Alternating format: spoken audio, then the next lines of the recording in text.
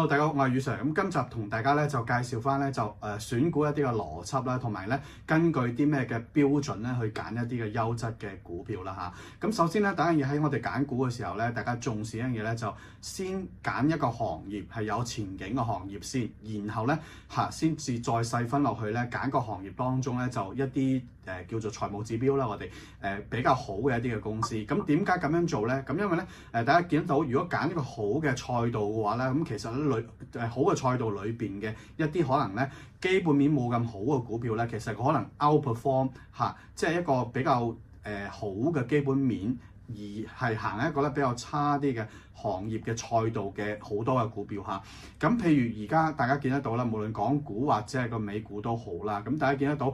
個賽道裏邊睇好嘅咧就都係人工智能 AI 啦，一啲電力嘅股份啦，一啲儲存芯片嘅股份啦，同埋一啲 GPU 啊芯片啊等等嘅供應商嘅股份啦。咁而一啲講緊係比較差嘅價值陷阱或者係賽道咧，大家留意翻，譬如報紙嘅行業啦。咁大家都知報紙嘅行業雜誌呢一啲咧傳統嘅行業咧，最主要靠廣告為主啦。咁喺呢一個嘅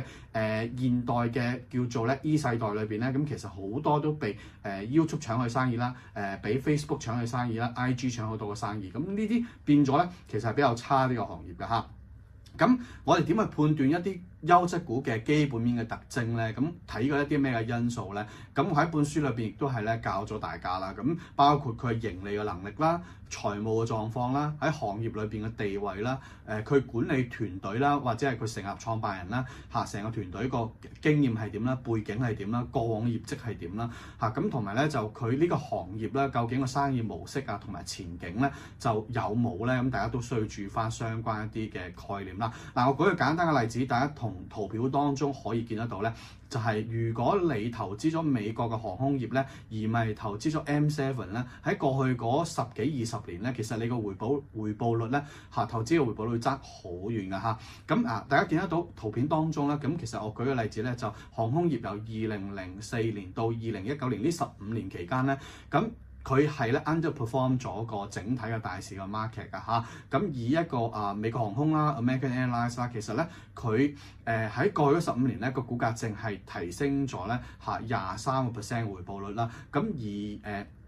大市咧 S&P 500指數咧已經上升189%，咁嚴重係 underperform。咁其他譬如 Delta Airlines、United Airlines 更加係 underperform S&P 咧係有16同埋34% 㗎嚇。嗱，咁大家見點解係呢個原因咧？咁大家去邏輯上面去諗一諗啦。咁航空公司咧，其實對於我哋嚟講咧，我哋去坐航空公司唔會因為俾多500蚊咧而去食佢可能飛機上面一個特別嘅餐啦，唔會俾多1000蚊、2000蚊甚至3000蚊啦，而覺得佢可能呢個服務會好少少啦。咁最主要咧，其實咧大家坐呢個飛機或者坐呢個交通工具嘅時候，都係想最快從 A 點到 B 點。咁而航線冇特別改變嘅時候咧，其實你作為消費者咧，應該係會揀一條航線比較快啲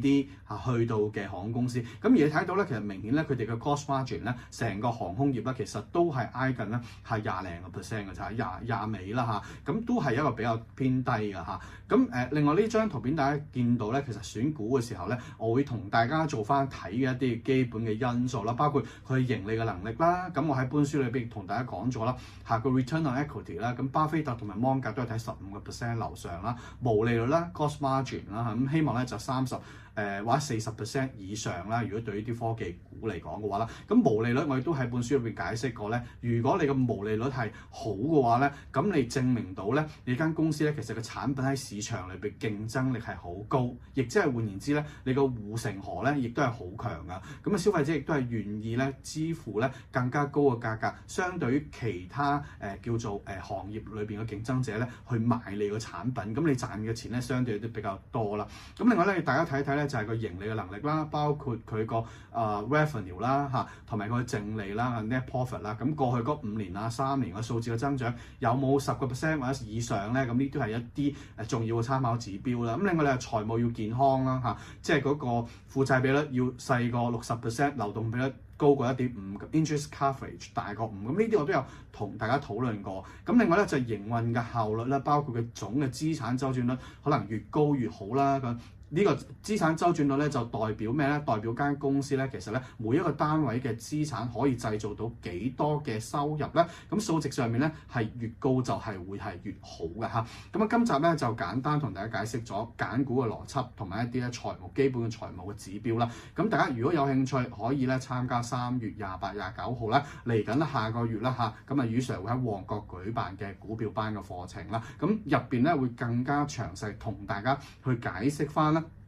揀股邏輯當中咧，每一個指標我哋點去揀，同埋一啲實戰上面嘅股票企業嘅例子咧，我哋可以咧進一步去做一個演繹啊。咁今日去到呢度，多謝大家。